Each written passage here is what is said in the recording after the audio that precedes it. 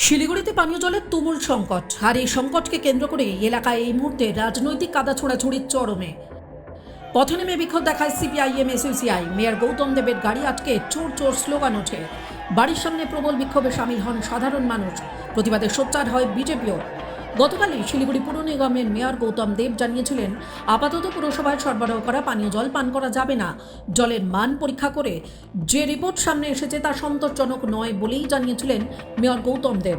পরিস্থিতি তো একটা এমার্জেন্সি সিচুয়েশানে হয়েছে, পরিস্থিতির জন্য তো কেউ দায়ী না প্রকৃতির সাথে। সেটাকে নিয়ে যদি যারা রাজনীতি করে অতি দুর্ভাগ্যজনক।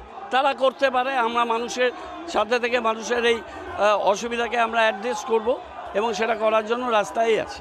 শিলিগুড়ি শহরে পানীয় জলের সংকটের মোকাবিলায় পুরসভার ওয়ার্ডগুলিতে জলের ট্যাঙ্ক পাঠিয়ে আপৎকালীন অবস্থায় পরিস্থিতির মোকাবিলা করা হবে বলে জানিয়েছিলেন মেয়র। তবে তাতেও পানীয় জলের সংকট চরম আকার নেওয়ায় শুরু হয়ে যায় ক্ষোভ বিক্ষোভ।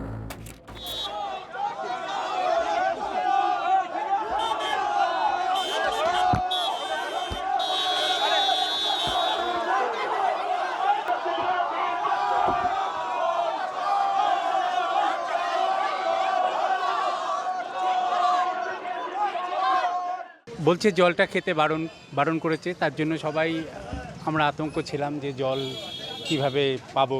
তো এবার তার জন্য আজকে সকাল থেকে যে 1 ড্রাম নিয়ে গেছি সকালে, আর 1 ড্রাম নিয়ে গেলাম, কারণ কালকে সকালে একটু ব্যস্ত থাকবো ওর জন্য আর কি।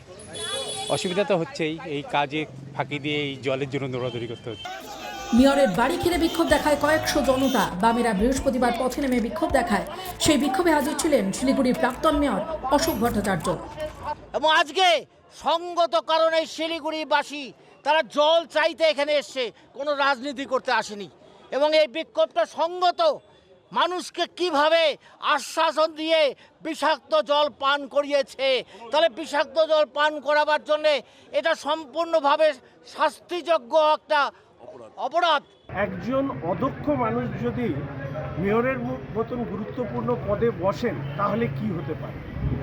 প্রথমত, দূষিত পানীয় জল 20 দিন ধরে শিলিগুড়ির মানুষ খেলেন, হসপিটালে ভর্তি হলেন। মেয়র সাহেব এটা জানতেনই না যে এই জল পানের অযোগ্য। এরপরে কি দেখলাম আমরা, যখন তিনি এই সিদ্ধান্ত ঘোষণা করছেন তার জন্য যে প্রস্তুতি নেওয়ার দরকার সেই নিতে ব্যর্থ হলেন। ব্যর্থ হওয়ার কারণে আজকে চারিদিকে জলের হাহাকার পানীয় জলে, এবং জলের কালোবাজারি শুরু হয়েছে।